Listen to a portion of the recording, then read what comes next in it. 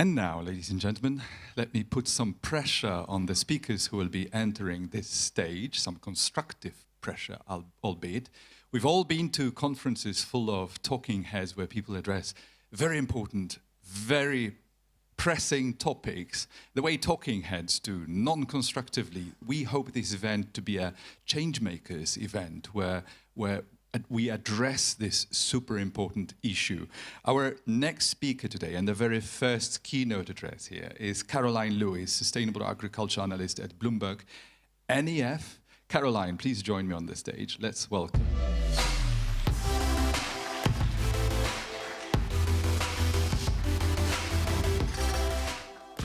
How are you today?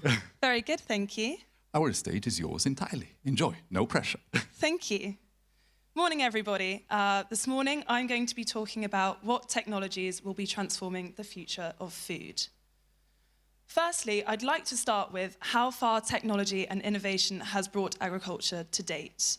It has massively increased crop production, so much so that it has alleviated many people from hunger over the past 50 years. And it is these technologies that continue to provide food for us today. However, we are now starting to experience many issues due to this system. These can be sorted into 4 chief culprits. And the first one is looking at the scale of sea and land use. Approximately 50% of all land is used for agriculture, and 55% of oceans are industrially fished. The next issue is water use, and approximately 70 to 84% of freshwater withdrawals are used for agriculture, and it's been estimated that over the next 10 to 20 years that these freshwater withdrawals will run out. And we were already seeing those pressures here today, with many systems suffering from drought. The third culprit is fertilizer over-application. And here, only half of all applied nutrients are actually absorbed by the target crop. Approximately half of that is then washed out into the surrounding ecosystems, and this is causing eutrophication and then damaging those aquatic systems. And as well as that, we are seeing that nitrification is causing damage to our soils, and of course we're relying on those to grow our crops. The fourth culprit is pesticide poisoning, with 98% of sprayed insecticides and 95% of herbicides actually reaching their target species. Again, the rest of this is washed out into the surrounding system and is bioaccumulating and actually reaching us humans, with traces of these chemicals seen in our bodies. And as well as this, we're seeing these blanket applications actually wiping out some key species, including those which are pollinating our crops. So altogether, these impacts are contributing to around 1/4 of greenhouse gas emissions globally, with these coming from 2 primary sources. The first is Scope 1 and 2 agriculture, and the second is forestry and land use. And it's not just greenhouse gases that agriculture is causing, it's also impacting biodiversity, with agriculture detrimenting about 80% of biodiversity loss. So whilst we are experiencing these issues, we also need to increase production, with world population approximately reaching between 9 and 10 billion by 2050. And at the same time as population increasing, these populations are becoming more affluent. And that means that they're going to be demanding more food. And it is expected that total food consumption will rise to about 31% over the next 20 years or so. So this brings us to agriculture's grand challenge, where we need to achieve net zero emissions, reverse biodiversity loss, and also feed a growing population. And whilst we are experiencing these larger issues, we've also got short-term problems which are being experienced in agriculture as well. And this includes the war that we've seen between Ukraine and Russia, which has impacted fertilizer prices and crop input prices. And we're also seeing our climate cycles put increasing pressure and detrimenting our crop production systems. So how can we solve these?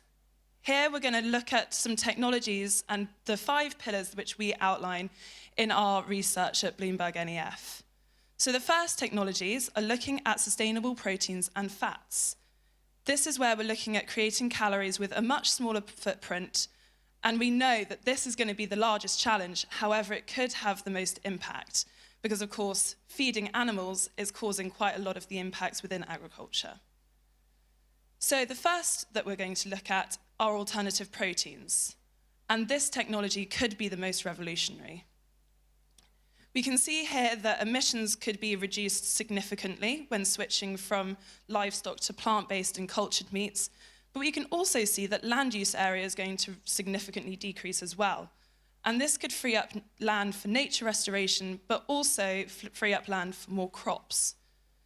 However, one key thing here is that we need to make these alternatives cost appropriate for everybody to access, but also tasty enough for people to actually buy. The second solution is looking at green agrochemicals. Here we want to create fertilizers and pesticides with fewer side effects. Ultimately, agriculture needs to continue to use fertilizers as this is what drives yield. However, we need to make them so that they have fewer side effects and also so that they can be applied more efficiently. The first one that we look at here is the use of green hydrogen. So green hydrogen could really reduce the emissions from fertilizer production. However, they're not going to reduce the impact that it has when they are applied into the field, because of course, when you apply fertilizers, this reacts with the soil and causes volatilization. So this only really focuses on the production side. However, we can see that over the next 10 years or so, that the levelized cost of hydrogen in many countries could become more realistic, particularly in Brazil and Chile. And these countries could really benefit from the use of green hydrogen over the next 10 years, as they are very reliant on importing their fertilizers. So here we could see a direct flip from reliance on imports to producing green hydrogen and green fertilizers. We also saw last year that due to the war in Ukraine, fertilizer prices had a massive hike and peak in their price. And actually, during this time, we saw that fertilizers produced by green hydrogen could have actually been more cost effective if plants had been put in place. So perhaps in the future, we can see green hydrogen and green fertilizers come to the market. Now, as I said, this only looks at the emissions from production. How do we apply fertilizers and crop protection products in a more appropriate and specific way? This brings us to a variety of technologies which are looking to reduce the impact of these pesticides.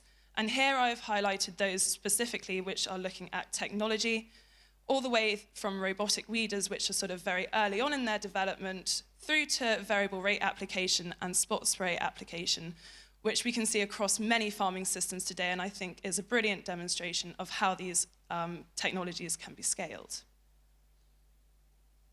The third solution, which we're looking at, is sustainable intensification. And here we are looking at producing more using less. So that's less land, less water, fewer fertilizers, and fewer pesticides. So we know, as I said, that we need to continue to increase crop production. So how do we do this? Here we are looking at gene editing. And this could be a driver to both increase productivity, but also produce plants that are resistant to pests, diseases, and other climatic pressures, which we are experiencing more and more today.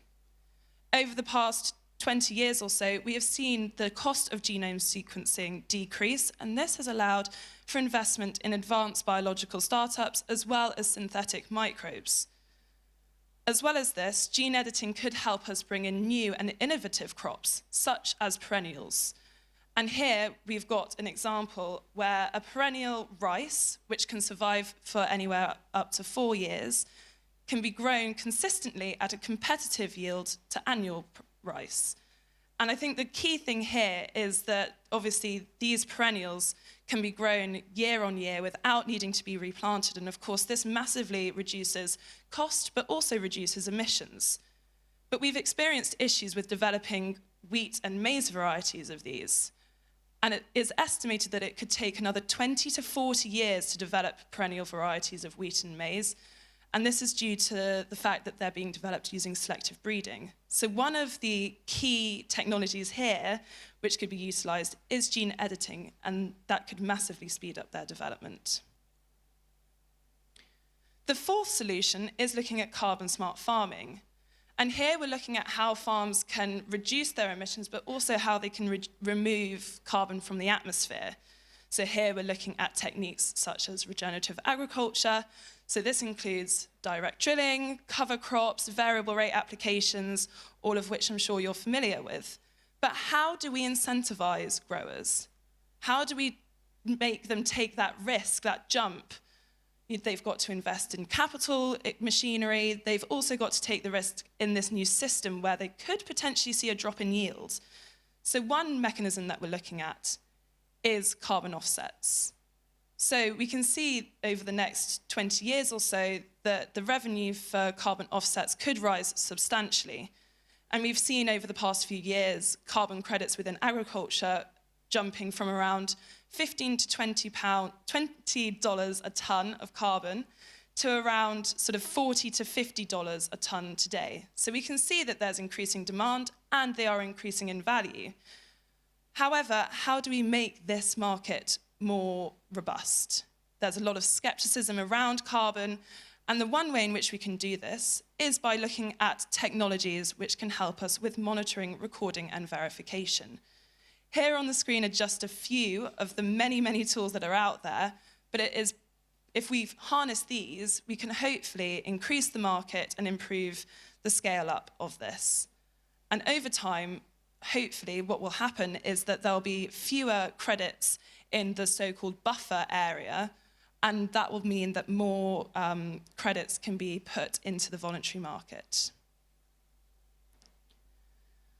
The fifth solution is looking at biodiversity markets and finance.